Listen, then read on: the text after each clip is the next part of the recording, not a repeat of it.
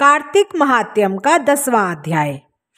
राजा पृथु पूछने लगे कि हे मुने, आपने कार्तिक मास में विष्णु की पूजा का महात्यम कहा। इस मास में किसी और भी देवता का पूजन या व्रत होता हो तो वह भी कहिए। नारद जी कहने लगे कि आश्विन शुक्ला पूर्णमासी को ब्रह्मा जी का व्रत होता है, कार्तिक कृष्णा चतुर्थी को गणेश जी का तथा अष्टमी व अमावस को श्री लक्ष्मी जी का व्रत होता है। कार्तिक में जो कुमारी इस व्रत को करती है उसको सुयोग्य पति मिलता है। जो विवाहिता स्त्री इस व्रत को करती है उसका सौभाग्य अटल रहता है। प्रातःकाल स्नान आदि से निवृत्त होकर चंदन आदि से गणेश जी का पूजन करें। सायंकाल फिर गणेश जी का पूजन करके चंद्र उदय होने पर चंद्रमा को अर्घ्य देवें और फिर उत्सव मनाकर भोजन करें। स्त्रियों को अपने सौभाग्य के लिए इस व्रत को अवश्य करना चाहिए। नारद जी कहने लगे, हे राजा पृथु, इस व्रत का एक सुंदर इतिहास मैं तुमसे कहता हूँ, सुनो। भद्रवृद्धि नाम की एक पुरी में सुधर्मा नाम का एक राजा था।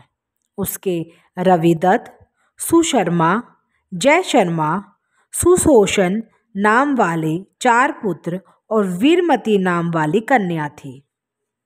उस कन्या वीरमती का विवाह देवव्रत के साथ हो गया।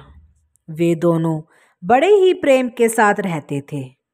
एक दिन अचानक घर में बैठे हुए देवव्रत को सांप ने काट लिया, जिससे उसकी मृत्यु हो गई। वीरमती बहुत जोर से रोने लगी और चिल्लाने लगी। उसके चारों भाई तथा माता पिता भी वहां पर आ गए और सारा पुर दुख रूपी समुद्र में डूब गया। उसी समय दुखों को दूर करने वाले पुलस्त्य ऋषि भी वहां पर आ पहुंचे। राजा ने हाथ जोड़कर कहा कि महाराज, कौन से पाप कर्म से मेरी कन्या विधवा हुई है। तब पुलस्त्य जी ने कहा कि हे राजन, कार्तिक मास में तुम्हारी कन्या ने गणेश चतुर्थी का व्रत नहीं किया था, इसी पाप से यह विधवा हुई है। फिर ऋषि जी ने कहा कि हे, एक समय ब्रह्मा, विष्णु, महेश, इंद्र आदि सब देवताओं दैत्यों के नाश का उपाय सोचने के लिए एकत्रित हुए। उस समय ब्रह्मा जी ने कहा, गणेश चतुर्थी का व्रत सब दैत्यों का विनाश करने वाला है।